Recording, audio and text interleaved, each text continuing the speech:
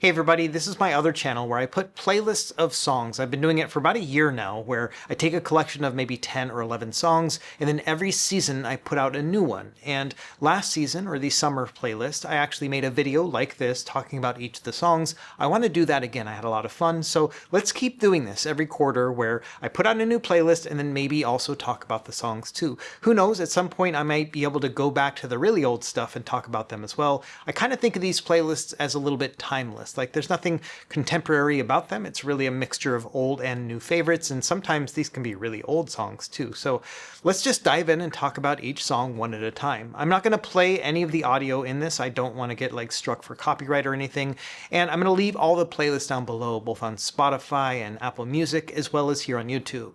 Now my last playlist, which was the summer one, is very different than a fall playlist to me. Summer is more about being very catchy and outdoorsy and, being very poppy and also maybe popular, but that's not necessarily what I focus on when it comes to a fall playlist. A fall playlist to me is more reflective, maybe a bit confrontational. It's kind of like winding down into the winter time. And so that's one thing to think about when I make these playlists. I think about the seasonality of everything as well. So a fall playlist is going to sound just in general different than a summer playlist to me. Now, beyond just the season, I also will think about other themes. Most of this is just to keep me from getting bored when I make a playlist. It takes me months to kind of come up with this and the order and everything else.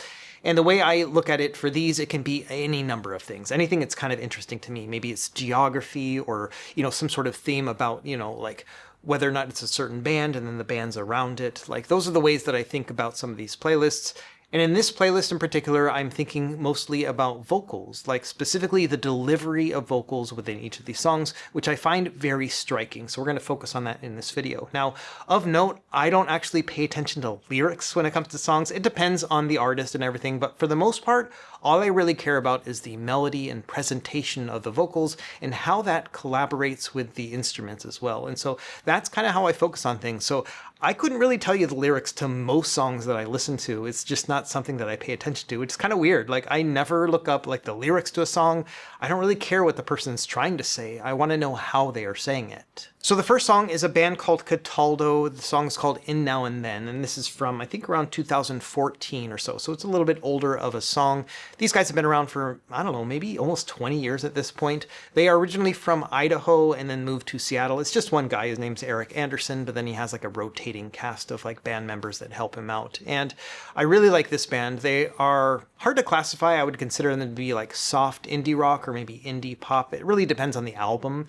And I prefer their older stuff, including this one from 2014. And this is the first track of that album, which is called Gilded Oldies. Now, the music behind each of their songs will always kind of vary. Like, it's got a similar theme and kind of tone to it, but it'll be like an acoustic song, then maybe something that's a bit more dancey, but it's the vocals really that cement it into place. They are the anchor of the song. And I love the way that this guy sings. He sings in a really kind of throwaway manner. It's been hard to describe the way that he sings.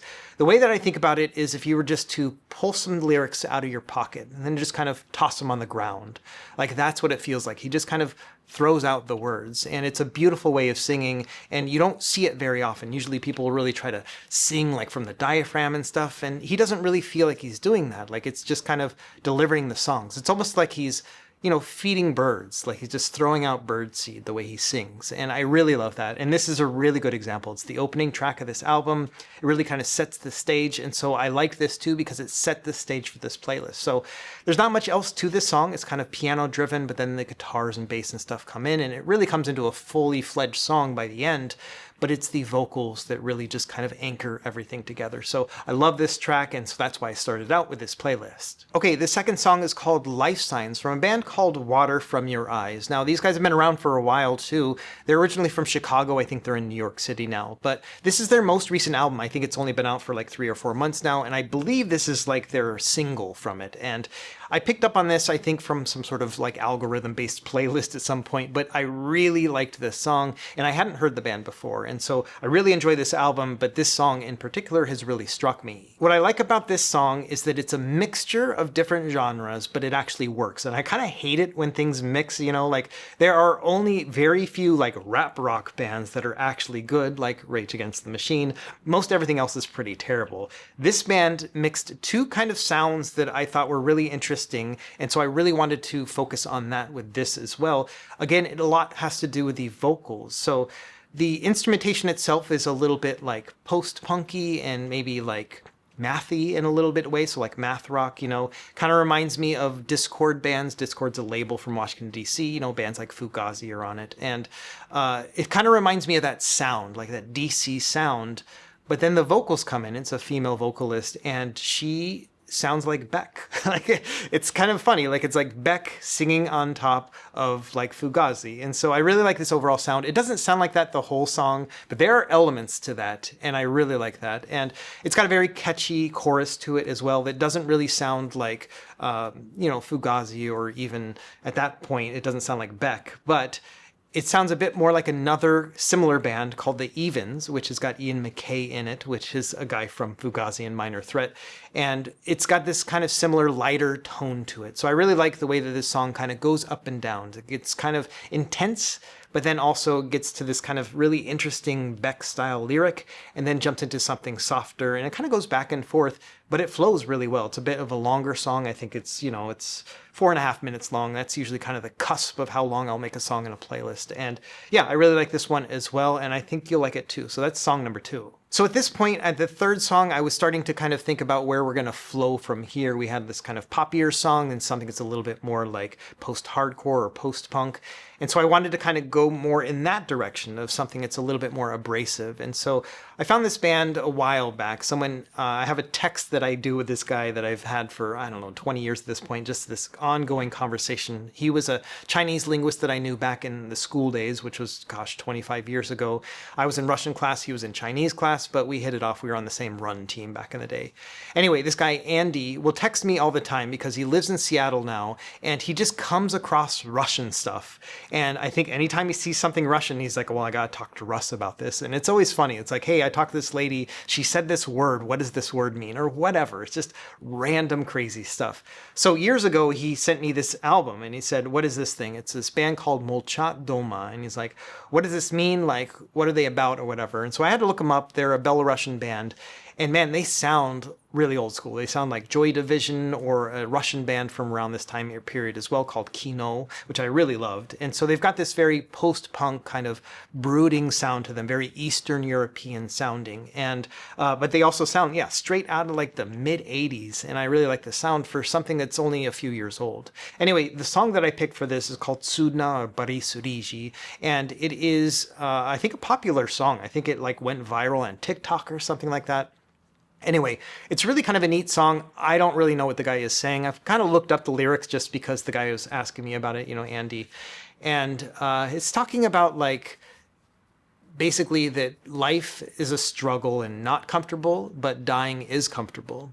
And then something about like looking into the eyes of a woman, and then once he looks at the girl, he no longer wants to die. And so like that's like the chorus is like, I will never die, or we'll never die, basically. And so it's kind of, I don't know, a little bit touching. Again, I don't really focus on lyrics that much, but it was just kind of interesting as a like lyricist and like a former Russian linguist to kind of look at that. And this is the way that I actually learned a lot of Russian, was by picking apart songs, because, you know, they're a bit poetic, and so you can really get, you know, the playfulness of the language by doing that. So if you're ever trying to learn a new language, beyond just, you know, kind of watching news clips or whatever, songs are a really excellent way to learn about the language too. Movies as well, but they're a little bit harder to catch just because it's flying so fast.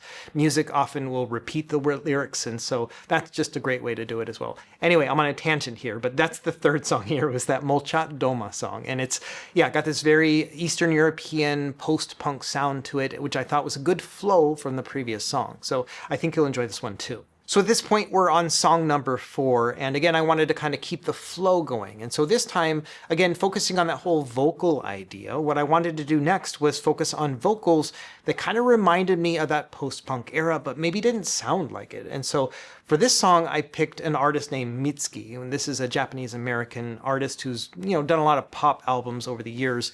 And this album, I think, is from like 2018 or so, and the song that we're choosing from it is called Washing Machine Heart, which I think was a minor hit. It's kind of weird, like I was playing this playlist around the house, and my 16-year-old was like, oh, what's the name of this song? And I'm like, oh, Washing Machine Heart. And he's like, oh yeah. And I'm like, how do you know that song? Like, all that guy does is watch like anime. Like, I don't know. Anyway, he knew this song, which I thought was kind of interesting. Anyway, the thing I like about Mitski is that she is a pop artist, but kind of breaks some conventions. So for example, this song is only 2 minutes long. That's like my biggest hang up with pop music, like stuff that's on the radio, Taylor Swift or whatever. Those songs are too long. They're like 4.5, 5 minutes long, and I get so bored because there's a lot of repetition to those songs, not a lot of dynamic changes, and so I have a hard time listening to a pop record just because of that, like the songs are too long. Here we have something that's only 2 minutes, but it has these 3 major movements to it, and it really feels like a longer song, but it keeps your attention and it doesn't stay too long. And so I really like that about pop music. So number one, that's what I like about Mitski. And then number two is that the way that she sings is kind of post-punky. When you think about it, she almost kind of sings like a rock singer in some ways, which is not what you would expect from a pop singer. Like, she's not trying to make the most like understandable lyrics or try to make a melody that makes a lot of sense and is very catchy, but somehow it is still very catchy. And so I really like this song. Only 2 minutes or so, but like I said, broken into 3 parts. The very beginning is very kind of like beat heavy, and it kind of establishes the melody. And then when it gets into the chorus, it's got this like additional synth feeling to it. And then finally it breaks down again at the end where she's just kind of floating on her lyrics there. And again, this is where it really feels to me like something like Joy Division would do, like something very post-punky. And so I like this song altogether for many reasons, but mostly it has to do with the lyrics and just kind of how things flow together, and yeah, some beautiful vocal melodies. Okay, next song is called Safety Bricks. It's from Kevin Drew. This guy is one of the founding members of Broken Social Scene. That is an indie rock band out of Toronto, I think, maybe, and somewhere in Canada. Anyway, they have been around for a long time, like 24, 25 years, and their first couple albums are awesome. I kind of fell off after that, but I love this solo album from Kevin Drew, 2007 or so, so it's been around for a while too. Now, what I like about Kevin Drew is that he sings in a very interesting and somewhat unpredictable way. Like, I often will listen to a song and try to predict like how the melody is going to go, like the vocal melody, and I often get it wrong with this guy. Like, he goes in these unexpected and very interesting ways, and so he has a very melodic way of singing too, which I think fits very well with the somewhat acoustic and dense music that he makes too. And so I think it's a really nice pairing, and that's why I put it on here. Now, in full disclosure, this whole album is great, and there are songs on this album that I like a lot better than this one, but they are full of vulgarities, like the F word everywhere. And so I did not want to put that on a playlist that I'm going to put on YouTube for like my public persona. And so we picked Safety Bricks instead. And it's a good song, and the whole album is great. But if you like this song, I would recommend listening to the whole album because it just gets better from there. Okay, next song is really interesting. This is from Pavement. I think it's probably the most popular band on this entire playlist. You know, they're like 90s heroes. And it's funny, I don't listen to a lot of Pavement. And a lot of it has to do with that whole lyrics versus melody thing that I was talking about in the intro, because the lyrics on this are so good. This guy's got a lot of quips, and it's always very witty and whatnot, but it's exhausting for me to listen to because I'm like listening to the lyrics and it's like, it just drains me. And so I think of Pavement as a 3-song band. Like, after that, I'm turning on to a different album, something where I don't have to turn my brain on, And so even though I love the sound of Pavement, I love everything they've ever done, I just can't listen to a full album. Now, this song is called Harness Your Hopes, and it's a B-side from their like 1999 album. I don't even remember the name of that album. It's not the Crooked Rain one, it's one of the other ones, the colorful one, the one that's got like orange on it. Anyway, my whole point here is that this is a B-side from it. It came out in 1999, and I think it just showed up in a couple different things. But then somehow it got really popular, and it became like their most streamed song of like 2022 for some reason. Now, the funny thing is the band doesn't even know how this song got so popular. It just kind of happened. And, it's one of those things. I read a story where like the singer or maybe one of the other band members asked their kids if they knew the song, and they did. Like, that, how crazy is that, right? Like, their kid knows about this song that was a B-side of one of your records, Right in the Corners. That's the name of that record.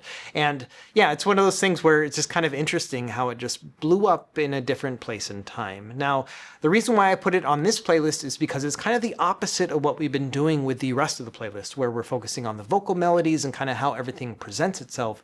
Whereas smack down in the middle, we've got this song that's more lyric based, and where the lyrics are definitely worth paying attention to and listening to. And, they mix the album in the way that Stephen Malkmus, which is the singer, really has like a good tuning in terms of like the EQ and whatnot. So it's easy to hear what he's saying. And so, yeah, I thought this was a good palate cleanser for the rest of the playlist, just because that's going to be more focused on the melodies and whatnot too. Our next song is called Cars and Houses. It is from an artist called Ruler. This is kind of like a one-man band as well that has like musicians that help him. He's from Seattle as well. It's actually, the way I heard about him was from Cataldo, that first band that we were talking about. He has played guitar for Cataldo in certain albums and stuff. So I recognize the name. His name is Matt Beatty, and then he got signed to Barsuk Records, which is a Seattle label, and put out his first album, and he has a second album as well. Really cool, catchy power pop. So, think about things like, I don't know, Elvis Costello and like the New Pornographers, that kind of almost punk music, but not quite. It's more kind of scaled back and catchier. And so that's what Ruler sounds like. Makes really, really catchy kind of poppy music. And this song, Cars and Houses, is one of my favorite because there's a lot of dynamics to it. Again, just like kind of vocal melody wise, and the sounds that he makes, and then, each like the verse and the chorus and the bridge and stuff, each of those are really distinctive. And so I thought this was a great way to get back into this idea of focusing on how the song sounds as opposed to what the person is saying. And so this is an excellent song. The whole album is really great. It's mostly about him like dealing with his own like anxieties and stuff, but in like the catchiest way possible, which is pretty funny. Anyway, really good album, really good song. And so let's move on to the next one. Now, the next one is the song that got me thinking about this whole playlist in the first place, thinking about vocal melodies and how a lyricist and the singer can really push the entire song and album sometimes. And this band, Shudder to Think, I think is a perfect example of that. They are a post-hardcore band from the mid-90s or so. They were on Discord, the same label as Fugazi, back in the day, and they have that same sound. They're from Washington, D.C., but they're very interesting in that when you listen to these older albums, it almost sounds like they have aspirations for something else. Like they sound like they want to be like a alternative rock breakout of post-hardcore music, which is always a little bit dissonant and, kind of heavy. And so a very interesting combination. And the song that I picked from this is called X French T-Shirt, which was like their one minor hit that they had back in the day. Now, the way the singer sings is really interesting too, because there are elements of like glam rock in the way that he sings, which again is very different than what you would expect from this label and this entire genre. My friend Jim described it once in the best way. He said this guy is like a horny singer. And I thought that was like hilarious, right? This guy, he kind of sings in that way. It's almost a little bit like adult, and everything. And so I thought that was pretty funny. An interesting thing is that Jeff Buckley, who's a singer-songwriter who tragically died in the late 90s, mid-90s, he was a big fan of this band, and they sound very similar. And so I thought that was kind of interesting. In fact, they did a collaboration before he passed at some point where it was like, I think Jeff Buckley singing and then the band doing the instrumentation. Either way, yeah, a very interesting band where you've got this very melodic kind of like suave singer on top of this post-hardcore music. And this song, X French T-Shirt, is just like the perfect example because there's not a lot going on instrument-wise in the song at all. Like they are, at one point, like you get maybe a minute and a half into it, 2 minutes into it, they just start playing one single note. I think it's maybe like A or C or something like that. And they're just hitting that note. Everybody, the bass player, the guitar players, they're just sticking to this one note. And then the singer comes up with this kind of round robin melody and he's singing it and it takes him maybe 15 seconds to get through the whole thing. And then he goes back to the beginning and just repeats it. Same lyrics and everything. And he just keeps doing that for like 2 or 3 minutes. And it carries the entire song. These guys are just playing one note and the singer is carrying the rest. And it takes a lot of like persona to do that. And I think it's a really wonderful thing. I don't think a lot of people notice that it's just playing one note and then the singer is doing everything else, all the heavy lifting. Now, at some point, the lead guitar actually mimics the vocal melody, so it is, it's adding in additional notes and whatnot, but I think it's really striking. If you listen to it and think about what this singer came up with, right? I don't know if the lyrics came first and the vocals came first, or if the instruments came first, but my guess would be that this guy just got an earworm where he had this really cool melody, and then he just built everything around it, and I love it. It's one of those lyrics, and just kind of refrains that get stuck in my head for hours, where I just kind of hear that and I'm just like walking around or whatever, and I just continue to hear that. And so hopefully you hear that too. It's like the major inspiration for this playlist altogether. Okay, we got 2 more songs. The next one is called Program Me to Love, and this is from an artist called Boris Ryzhy. This is like a band or like a collection of musicians that is from Long Beach originally, but the main singer, his name's A. Wesley Chung. He was in a bunch of other bands, The Great Albatross, and now he just goes by his own name. And he, even though they're from California, he now lives in Scotland, I think. I don't know, it's pretty complicated. I'll leave links to this stuff down below.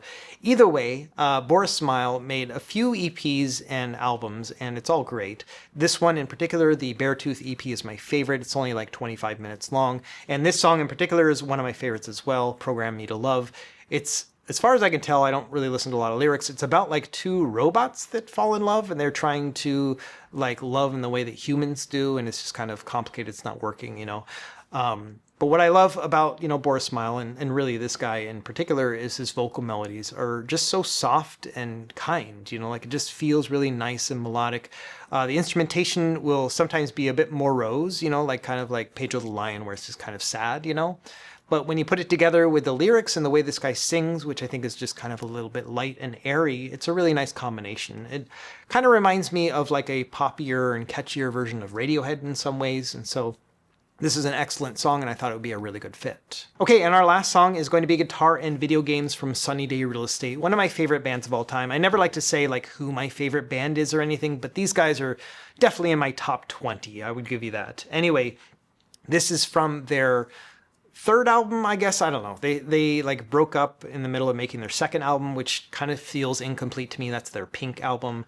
But anyway, these guys are like a pioneer of the emo scene, like back in Seattle in like the 90s and stuff. So always loved these guys, and every album is really uniquely classy in its own way. But this album in particular, the 3rd album, How It Feels to Be Something On, is probably my favorite of all of them. And this is one of my favorite songs from it. And you know, I wanted to put this on here just to kind of really bookend this entire playlist with something that I think is just amazing and beautiful. I could put this song on any playlist, really, but I thought it was a really good fit here because, you know, Jeremy Enigk, the singer, is just got these amazing, really interesting and unpredictable vocals that I really love. And then also, you know, the lyrics, you know, the title at least has the word video games in it. I thought that was kind of funny, just given what I do for a living. But yeah, Sunny Day Real Estate is an amazing band. This album is my favorite among them, and this is one of my favorite tracks too. And what I love about this song is that it gets really soaring about like 3/4 the way into it, where they're just kind of building up and building up and building up, and you think they're there,